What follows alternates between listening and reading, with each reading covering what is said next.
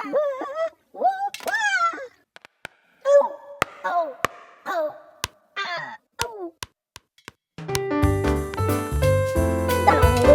now, it's time for another Dice Tower review with Tom Vasel. Hey everybody, today we're taking a look at Dice City. Now Dice City had me very interested because, well, it's dice, but also it's from Artipia Games /AEG, and Artipia Games has really done some stuff I've been interested in.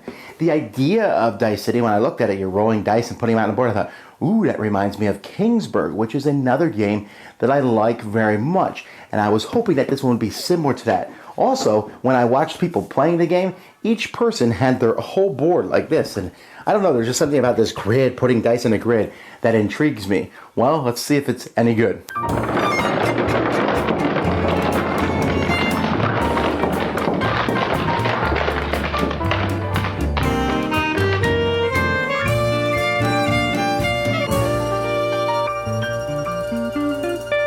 Now the goal of this game is to get the most points. There are different cards that when you get them are going to give you a certain amount of points. You can actually get point tokens, which are worth points.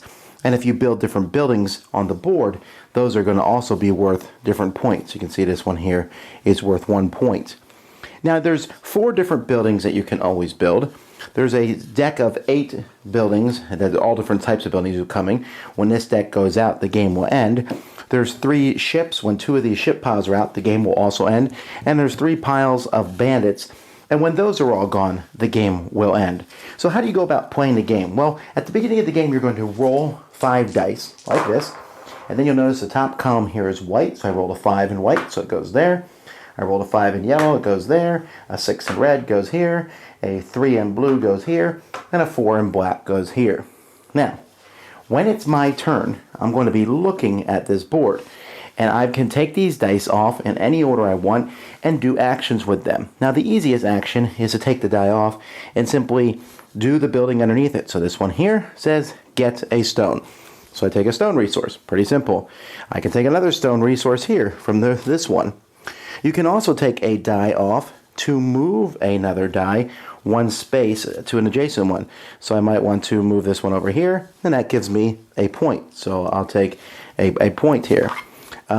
This one here, I might just take the stone. Now I have 3 stone. So you can take a die off to get whatever the building is underneath it, to move another die. You can also pass. You can only do this once per round, but you can take a pass token. Pass tokens can be used in duplicates when you have 2 of them to get a resource of your choice. There's other couple things that you can do with pass tokens. So you can also get rid of a die. If you ever have one of these tokens, this basically cancels a building. You can get rid of these by getting rid of one of your dice. And once you're done with your dice, you can come and buy more buildings. So you look at the different buildings for sale. Remember, these 4 buildings here are always available. So I can buy the quarry. This one gives you 2 stone, or 2 iron, or 2 wood. This gives 2 swords. Or I can buy one of the buildings above them. And these buildings are here. Oh, by the way, you can also use a die, get rid of a die to wipe 4 of these buildings and put 4 new ones out if you don't like any of these. The cost of building, each has resources here on the top. So if I want to build this blacksmith here, I need a stone and 2 iron. And whenever I put a die on this one, all your army locations give me an extra sword. So once you buy the building, so let's say I buy a quarry. I can now put this quarry anywhere I want. I'm like, I don't need this re-roll this die spot. So I'm going to put a quarry on top of it. So now whenever I go there, you can even put a building on top of another building you've already built, but the building underneath it then is not worth it. So you can buy these resources. Now you can only keep 1 of each resource at the end of your turn. Now there is one resource that's kind of virtual. That's the swords. You'll see here that the militias give you a sword to your army, and there's other things that will give you more swords. Like, for example, this one here, this watchtower, gives you 3 swords that can only be used against bandits. You can use swords on your turn, but you don't get to keep them, so you have to use them right away. Now, swords are often used to fight bandits. You can attack these bandits. You have 3 swords. You kill them. You take the card and get 2 points. 4 for 3 points and 5 for 4 points. You can also attack another player's building. When you go after someone else's building, you will look at the building's strength. So you need 4 to take that building out. When you do so, you'll get the points on the building, and you'll place one of these tokens on that building to show that they can't use it, although they can spend a die to get rid of that token. You can also attack another player to steal their resources. You need 2 swords for each resource that you steal from another player. Once your turn is finished, you'll go down in your resources, and then you will roll your dice again and place them back out on the board and continue to do this until the game is over. Now, there are these ships. Remember, these ships can give a lot of points, but you need a lot of resources to get them. And remember, since you can only save 1 of each resource per turn, you're going to need to get a lot of resources on 1 turn to be able to pull it off. This trade ship is very difficult to get. Well, if let's say you saved 1 of each, to get 3 resources of each on 1 turn. And there are cards that can modify other cards. There are some cards that when you use that card, like this one here, you have to put one of these negate tokens on it, and then you'll just have to use one of your dice to pull it off. There's different cards that have these on them, like this one here, which basically means you can use them every other turn.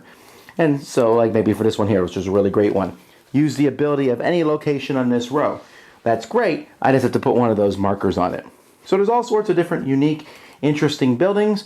Player gets the most points at the end of the game is the winner. I have to say I really enjoyed this game. It was exactly what I was hoping for, another game like Kingsburg in which you roll dice and allocate them out. Now at first you're like, well, you roll dice and you put them where it tells you to put them. There's so much luck involved. Well, there is luck involved, but it becomes less and less as time goes by. You can sit there and go, okay, I want to put different things in different rows. At first you're like, well, I don't know where to put this building. I'll cover up this spot, I guess. I have double wood, I guess I'll cover up a single wood. But if you think about things carefully, you can, like, for example, put all your wood in one row. That way you know that die is always going to roll you wood. There are some cards that affect everything else in their row, or let you pick another spot in that same row. So you put a couple really good ones in one row, put the card that lets you pick something in that row, and suddenly, wow, you have a chance of landing on those really good ones more often. You can also use dice to move the other dice, and I like that. And taking those pass tokens, those can really make a difference. Most people are like, 2 pass tokens to get a resource of your choice, but if you take enough of those, and they're the only ones that you can keep more of 1 per turn, you can have a bunch of these pass tokens and suddenly be able to do something big, like get one of those ships. Now, the artwork is cutesy. Again, it looks like that whole app on an iPod or something like that, where the little cutesy little guys, and I like it. The different colors help kind of figure out which one. The resources themselves, you have these little wooden resources.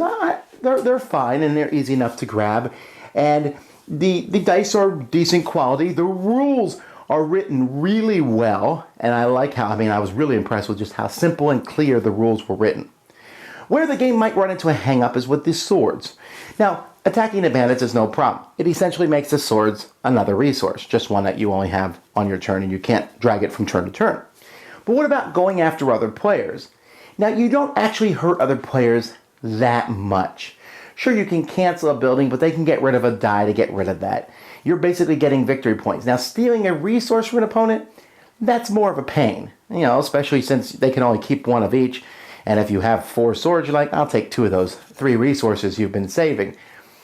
And that can lead to something. I guess you could cut that out of the game if you don't like that back and forth. I didn't mind it, and it wasn't as, bad and just slap downy. Sure, I take a few resources. That can be annoying, but it's not the end of the world, and it's not that great. Spending 2 swords to get a resource of my choice is decent, and I hurt you a little bit and help me, but it's not that great. Attacking your buildings is good, but it's usually better to go after the bandits, especially since players have cards that can up the defense of their buildings.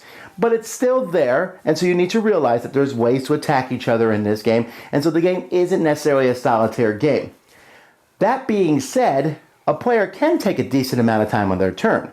So when you're going on your turn, everyone else is kind of sitting there. So I think this game actually maxes at 3. There's enough here for 4 players, but 4 is just a little too long in my opinion. I think the game plays best with 3, really well with 2. That back and forth is also pretty good. All that put together though, and I think the game is really fun. It has a lot of interesting ideas. You roll the dice, you put them out exactly where they go. There's just that fun about putting dice in a grid and then moving those and having buildings, putting out a really cool building and then rolling a die that lands on it. That's just such a great feeling. This is a game I think a lot of people are going to like. Would be used great as a gateway style game or a family style game. I promote this one, Dice City. Dice Tower Judgment, approved! Thanks so much for watching the Dice Tower videos. Find more great videos and reviews as well as our top-rated audio podcast at Dicetower.com.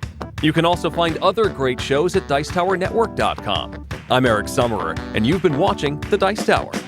The Dice Tower is sponsored by Cool Stuff Inc., where you can find great games for great prices. Cool stuff in stock. Check them out at CoolStuffInc.com. Shut the door!